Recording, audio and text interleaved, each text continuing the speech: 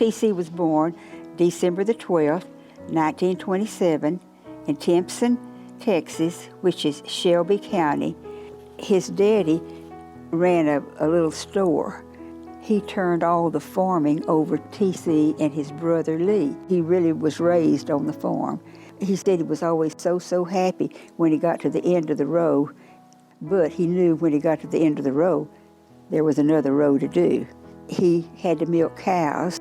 He would print TCH on the wall, or if the cat was there, he would shoot the cat.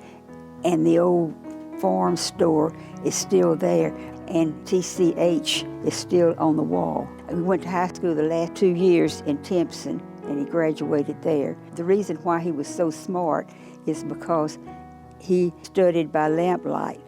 They did not have electricity until after he went into the service. His brother were members at the old Wayside and Sherman Church, and T.C. would come with them periodically. The way we met, and you have to remember now, we were married 68 years, and this had to be maybe 70 years ago.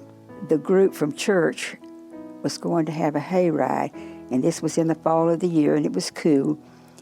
And one of the elders had a box truck, and so they put hay in that thing. All the kids got in it and got to jumping around, and I took sick. I was standing there waiting to get into the truck, the front of the truck, and she turned to T.C. She said, "Would you take this little lady home?" And he said he would. Well, I don't know. Nowadays I wouldn't have gotten a car with somebody that I didn't know, and I certainly didn't know him from Adam. I took her word that because he was at the party and she knew him, that it would be safe to ride home. We started out, and about a mile from my house was a drive-in. He said, "Would you like to have a cup of coffee?" And I said, "No, I am sick and I don't drink coffee." Well, he pulled in and had a cup of coffee. And I said, "See that house on the right, midways, with the light on?" I said, "That's my house." So he pulled up, and I jumped out of the car, thanks for the ride, and slammed the door, and was almost in the house before he ever got out. And so that was the beginning. But I don't know when we had our first date. I can't remember, and we've talked about it, and he can't remember, so it just happened, I guess.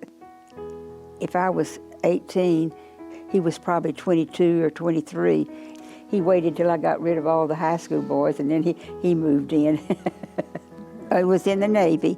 He felt like he was very important, and he was. He would be on the shift, and an important message would come in, and he would have to decode it and send it to other ships. And he said, I was always so afraid that I would make a mistake, and they would come in and say, "Son, you've done it wrong." But so far as I know, he never did.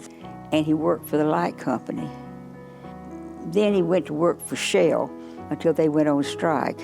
They were on strike for a year, and he went back and resigned, and then he went to work for Sears. Well, he loved to sing. When we would have an argument, and he thought he had won, he'd come around and stand in front of me and say, "I'm going to make your brown eyes blue." Oh, he liked to paint. He wasn't so much of a sports fan. He got mad at football because when they had so much problem with people standing up or kneeling, he said, "I'm not going to look at that anymore." He thought you had to be patriotic, and you should. I don't want y'all to laugh. But he loved Fox News. In fact, he thought there was no other station. Now, this is where you can't laugh. I didn't like Fox News. I would rather look at a ball game or something.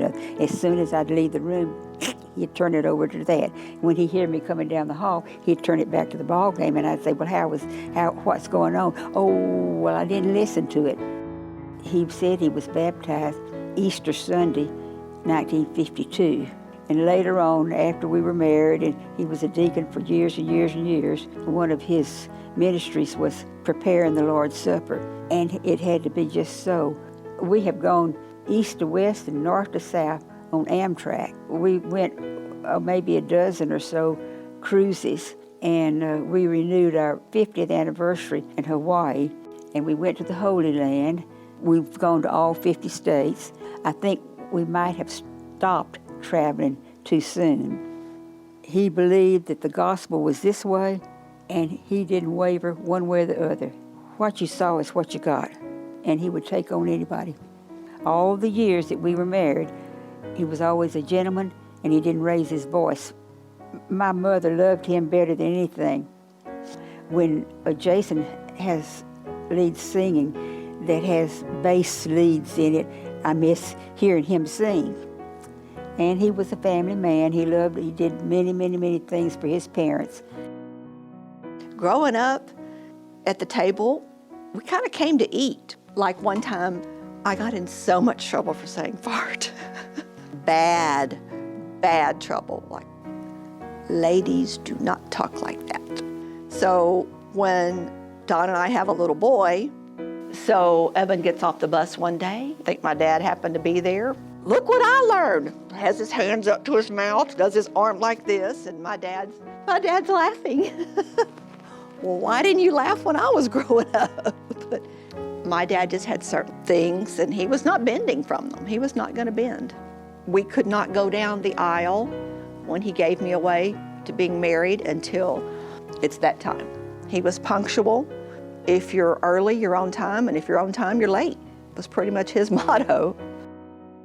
Integrity, patriotic, Christian. Not a lot of tact, but that's okay. That was him. And like my mom said, that's what you saw is what you got. He was honest. Well, we wouldn't have traded him for anything. We loved him. He wrote little books and has them published for us and for the kids. There's some good stories in there, so the kids have those for a treasure. Planned his own funeral. He always says, I feel compelled to tell people about the gospel. I feel compelled. So he was a good guy and be missed, and good Christian man.